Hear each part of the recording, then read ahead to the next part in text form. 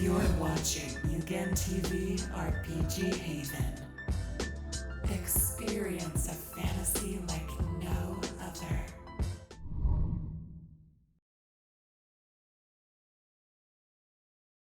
Hey everyone, I'm back again with another Final Fantasy VII Remake related video. As you can see in the title, we will be discussing the difference between a remaster, a remake, and a reimagine. So I feel as though that this needs to be a topic of discussion because there's so many people out there who can't differentiate between these concepts, most importantly with the controversy behind Final Fantasy VII Remake and its ending.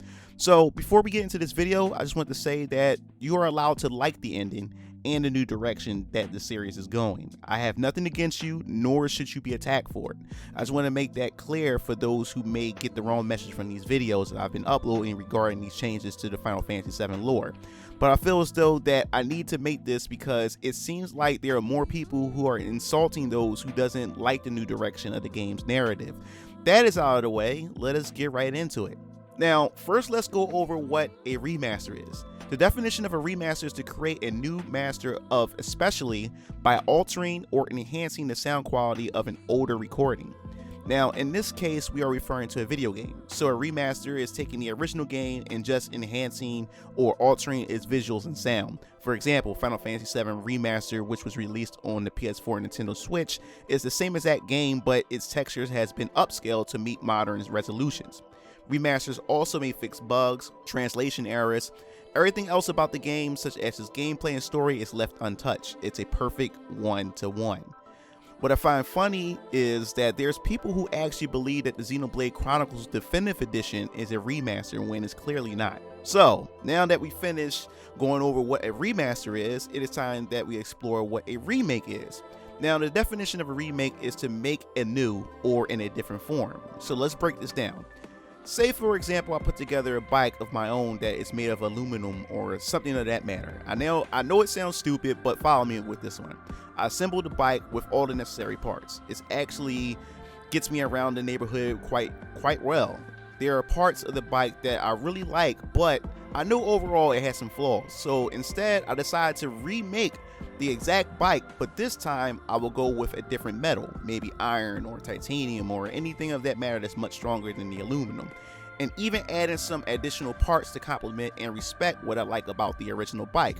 Once it's finished, the bike is still recognizable but improved with new metals and additional parts. The bike still looks the same as the original but built differently from the ground up, so it looks familiar but feels new. Now, a remake takes the original concept of the game and adds to it without deviating from the main source. It fleshes out the ideas left unrealized from the original in order to make the story feel more complete. Yes, it can change its gameplay to fit modern standards, but the gameplay doesn't affect the main story and themes in any way. Character motivations aren't altered and pretty much left intact. The original Final Fantasy VII can be compared to the aluminum bike example. The remake is the new bike made with another metal, complemented with additional parts. The new metal can be referenced to the new graphics found in Final Fantasy VII Remake. The additional parts can be the new characters, added backstory to old characters that weren't realized in the original, and the weapon system that was never in the original. Resident Evil 1 Remake is a perfect example of a remake. It takes the original game, build it from the ground up with better graphics, it adds in new areas to the mansion, new enemy types, and even monsters that add to the original story without deviating from the original source materials in terms of the story and theme. Trials of Mana Remake is another example of a remake.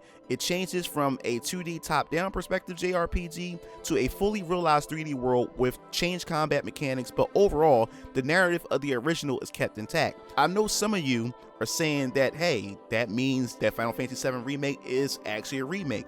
Well, we aren't done just yet. Let us now break down what a reimagine is, because Final Fantasy VII Remake is truly a reimagine. A reimagine is to imagine again or anew, especially to form a new conception of recreate. A reimagine uses the original concept as a base, but deviates from there to tell a completely different narrative and theme. So familiar locations, characters, and set pieces will be used to tell a completely different story. Character motivations can also be changed in order to fit its new narrative. The director stated that it will still follow the moments from the original game, But that doesn't mean anything because those moments can still be there and play out much differently underneath a different narrative context, which means it's not the original story beats and won't have the same impact. Let's put this into a visual perspective. We will use the images of Cloud to reinforce these concept ideas. As you can see here, this image of Cloud represents the concept of remastering. This image of Cloud right here will represent the concept of remaking. Then this image right here represents a reimagining of Cloud. You notice that these two images of Cloud have similarities. The new design doesn't deviate from the original, it just improves it. But look at the Kingdom Hearts version of Cloud. This version deviates from the original design drastically. This is what a reimagine does. It reinterprets the original source material. So now that we have broken down these concepts, let us dive farther into why half of the fan base is a bit disappointed with the end, because even though the title says it's a remake, it's clearly not a remake. Instead, we are giving a reimagine. A title with the word remake in it, expectations will be set moving forward with the announcement of this game. If developers would have said from the start that this game will be a reimagine of the original game, then expectations would have been readjusted heading into the game. Maybe this game wouldn't have been as divisive as it is now because fans would expect drastic changes from the overall narrative and theme from the start. Next, I will show you a visual representation of why this game is in fact a reimagine. Remember, a reimagine used the original source material as a base in order to create a new narrative and theme. So the original game theme is dealing with loss and moving forward with that loss. You can't undo what was already done. Laws shape each and every last individual who has experienced it once in their life. So what is this version of Final Fantasy VII's remake's theme and narrative? This game drills into our head about fate and destiny, and that we are set on a fixed path and can't stray away from it. This game delivers this message throughout the entire game. Biggs and Wedge are no longer dead. Zack has been confirmed by Nomura himself that he's alive. One of the most integral characters in the Final Fantasy VII lore is now alive. Barrett was killed and brought back to life. The whole notion of loss is not found here at all. Character motivations are now altered. Most importantly, Sephiroth himself. He is no longer the same Sephiroth we recognize from the original. Aerith is no longer the same Aerith, because just like Sephiroth, she's in fact encouraging Cloud and the others to defy fate. So she also warned by this video, she also warned them by doing this, things would not be the same, including themselves.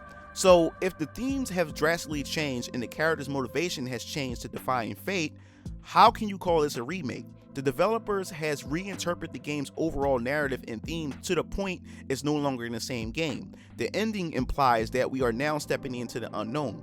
That's not what a remake does. So let us put together what a Final Fantasy VII Remake would actually look like. First, we keep the same plot and themes of the original. That will be our base. Now, remember that I said a remake adds and improves on the original. It makes a familiar experience feel new. So now we have the original plot set in place. Now let's throw in the additions while keeping the original game's story framework. First is the visuals and storytelling. It was built on the Unreal 4 engine. The game looks stunning, and the storytelling now involves voiceovers and viewed through cinematic camera angles. Now, the characters are even more expressive than ever before. So we have the next addition, which is gameplay. The newest addition to the gameplay is that Midgar is much more expansive than ever before. New locations were even thrown into the mix while extending areas found in the original. The combat has been changed to fit modern standards for JRPGs. Not only that, they have decided to add in a weapon upgrade system. Tons of mercenaries missions and side quests to complete. Another addition are new characters that add to the original lore without deviating from the source material. Sam, Madam M, Rodea, Andrea, Leslie, the Guardian of the Slums, Raj, Chadley, and Karai. Finally, new story set pieces added to the original lore. A fully fleshed out backstory for Biggs and Wedge, Jesse.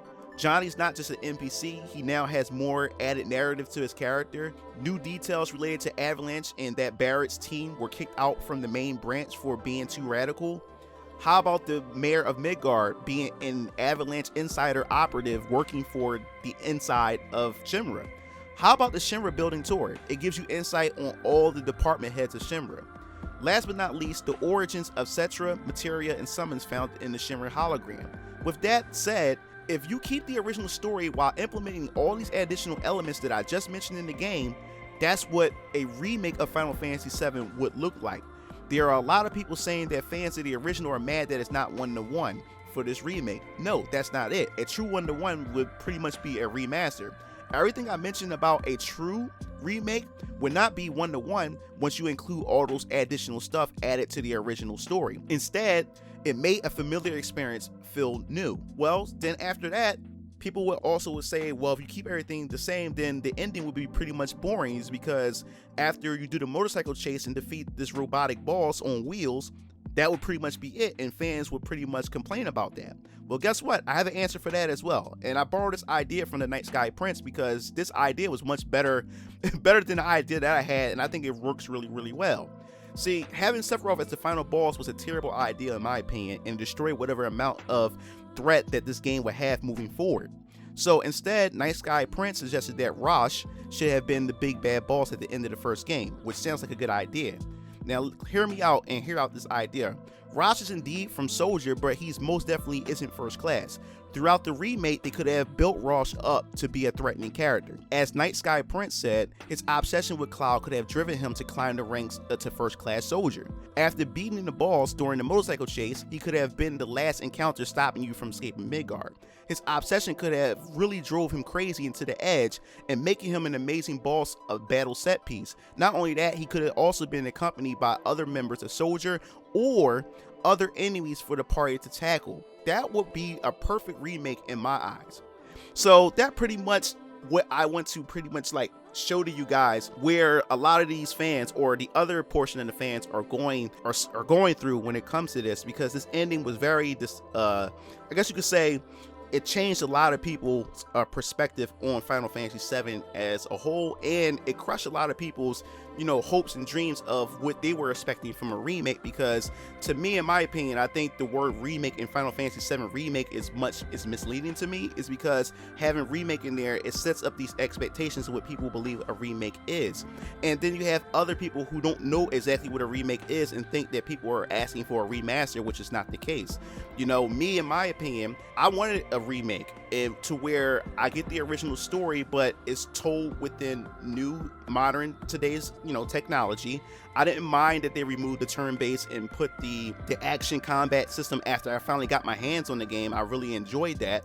So I was really expecting to be able to experience those set pieces and moments of the original. But even though that these moments happen in the game, they're happening underneath a different context now. They're no longer the same context, and I think that's what really bothers a lot of fans who enjoyed the original so much, because it strips away what makes the core foundation of Final Fantasy VII so loved and cherished, from the fans from way back then. So then you have fans on the other ends who really loves this direction. And I want to say this as well. In my opinion, I also can see the other side of the spectrum as well, which I can see that, hey, this could be exciting. A lot of people who played the original Final Fantasy VII love the original, and they would love to see the story continue, or they would love to see these characters experience something much different. So I see that side, and I see that side being tempting. I can see that side being exciting. So I'm not taking away from that side at all. But like I said, on my end, I always wanted to see the original story just being told with a new visual upgrade and with, new gameplay changes or additions added to the story to pretty much take a familiar experience and make it new. And plus, I wanted to share that experience with my brothers who haven't played the game and watch them experience and get that same feeling that I had when I played the original back on the PS1. And I think that's why a lot of fans are so split when it comes to this, because now they're pretty much incorporating alternate realities where characters are alive, or what if scenarios, and that's pretty much going down this whole fan fiction perspective and scenario when it comes to Final Fantasy VII, which a good portion of fans is not really feeling that, and I'm really skeptical about it, because these are narratives, especially alternative realities and alternate realities. These are tropes that's been done over and over, and not many of them has been done perfectly at all.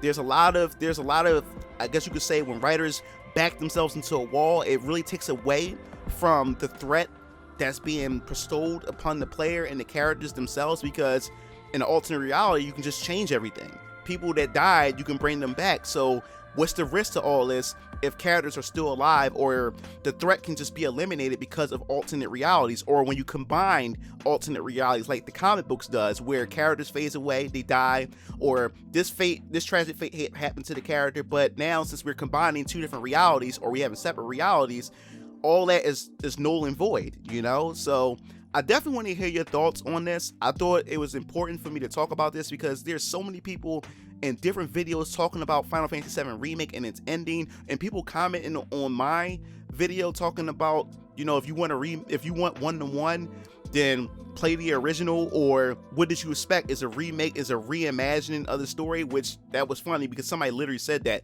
They said it's a remake and it's a reimagining of the story, which remake and reimagine are two different concepts. You can't put two different concepts in the same concept. It just doesn't make sense.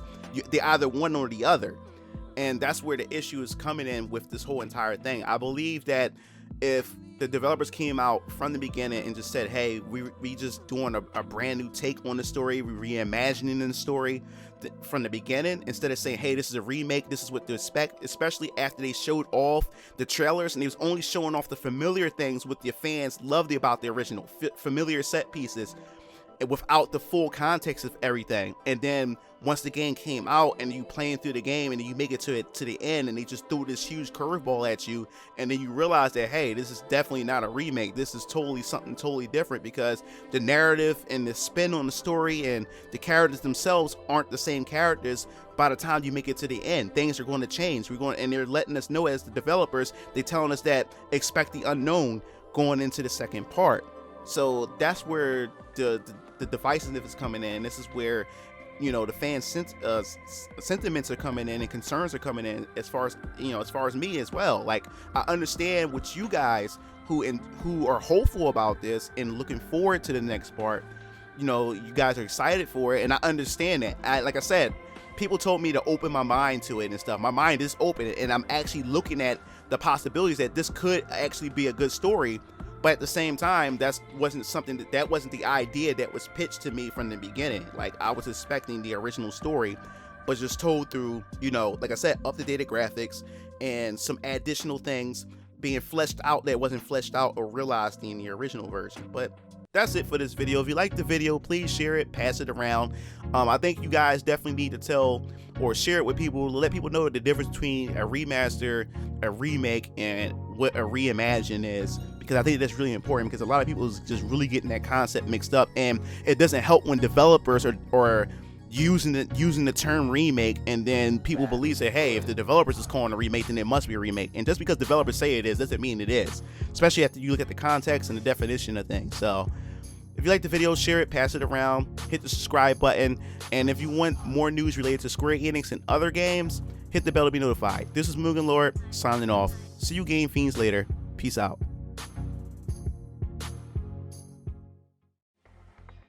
It looks like you reached the end of the video.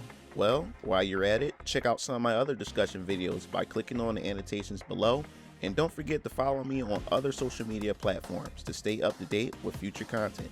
Signing off.